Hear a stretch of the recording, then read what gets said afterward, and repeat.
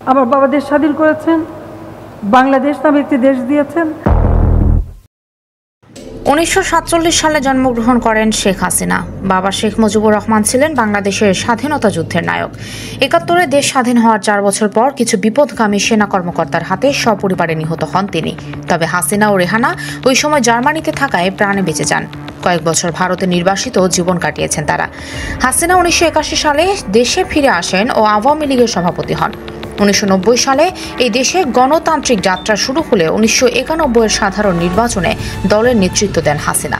কিন্তু খালেদা জিয়ার নেতৃত্বাধীন বিএনপির কাছে তার দল অপ্রত্যাশিতভাবে হেরে যায়।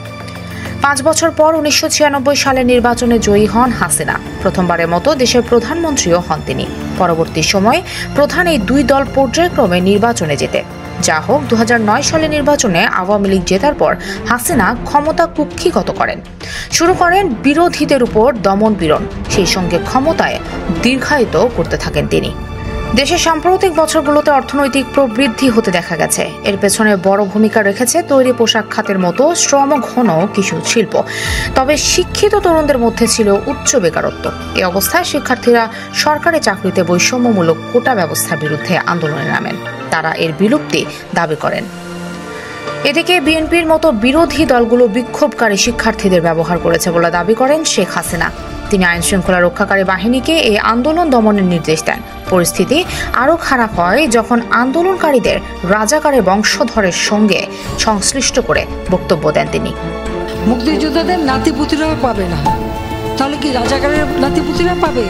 ক্ষমতায় ফিরে হাসিনা সংবিধান সংশোধন করেন, অবসান ঘটান তত্ত্বাবধায়ক সরকার ব্যবস্থার। অথচ বিরোধী দলে থাকাকালে তিনি এই ব্যবস্থার দাবি জানিয়েছিলেন। অবাধ ও সুষ্ঠু নির্বাচনী ব্যবস্থার অনুপস্থিতি দেশের ক্ষমতার শান্তিপূর্ণ হস্তান্তরে বাধা হয়ে দাঁড়ায় এবং তার কর্তৃত্ববাদী আচরণ বাধাহীনভাবে অব্যাহত রাখার সুযোগ করে দেয়। হত্যাকাণ্ড সহ যে সকল অনভিপ্রেত ঘটনা ঘটেছে, সুষ্ঠু ও ন্যায় বিচারের স্বার্থে সে সকল বিষয়। এক পর্যায়ে শেখ হাসিনা বিরোধী দলের নেতা ও সাবেক প্রধানমন্ত্রী খালেদা জিয়াকে দুর্নীতির মামলায় বিচারের মুখোমুখি করেন। তাকে কারাদণ্ড দেওয়া হয়। দুর্বল হয় বিএনপি, তবু হাসিনার কর্তৃত্ববাদী আচরণ বিরোধীদের দমন করা থেকে এতটুকু দমায়নি তাকে। তিনি তার বাবাকে দেবতা তুল্য করে তোলার চেষ্টা ত্বরান্বিত করেন এবং এমন এক পরিবেশ তৈরি করেন যেখানে সরকারের সমালোচনা সহ্য করা হয় না। গণমাধ্যম ও বিশ্ববিদ্যালয়গুলোতে মত প্রকাশের স্বাধীনতার উপর খড়গগ্রস্ত হন হাসিনা। আওয়ামী লীগের ভাতৃপ্রতিম সংগঠন ছাত্রলীগ বিশ্ববিদ্যালয়গুলো নিয়ন্ত্রণে নেয়। প্রশাসনের সমালোচকদের হয়রানি করা হয়। চাকরিতে মুক্তিযোদ্ধা কোটা নিয়ে বিক্ষোভ মিছিল হাসিনার স্বৈরাচারী শাসনের প্রাথমিক সুবিধাভোগী আওয়ামী লীগকে সমর্থনকারী ছাত্রদের বিরুদ্ধে ক্ষোভের বহিঃপ্রকাশ।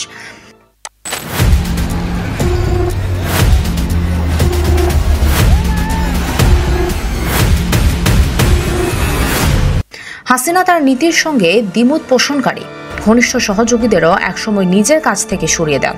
ভারতের সংবাদপত্র দ্য হিন্দুর কথায় হাসিনা ক্রমেই তার সেরা উপদেষ্টাদের কাছ থেকে বিচ্ছিন্ন হয়ে পড়েন। পরিশেষে শুধু বোন রেহানাকেই তিনি বিশ্বাস করতে পারেন বলে মনে করেন।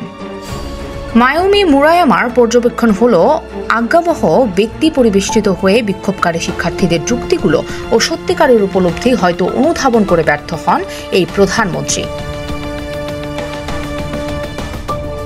ঢাকা বিশ্ববিদ্যালয়ের অধ্যাপক লিলুফার ইয়াসমিন বলেন, দেশের মানুষ এখন আর দ্বিদলীয় রাজনীতিকে মানতে পারছেন না, যা এতদিন ধরে চলে এসেছে। কিন্তু এই সংক্ষিপ্ত সময়ে তৃতীয় কোনো দলের উঠে আসা ও জনগণের কাঙ্ক্ষিত বিকল্প হয়ে ওঠাও কঠিন হবে।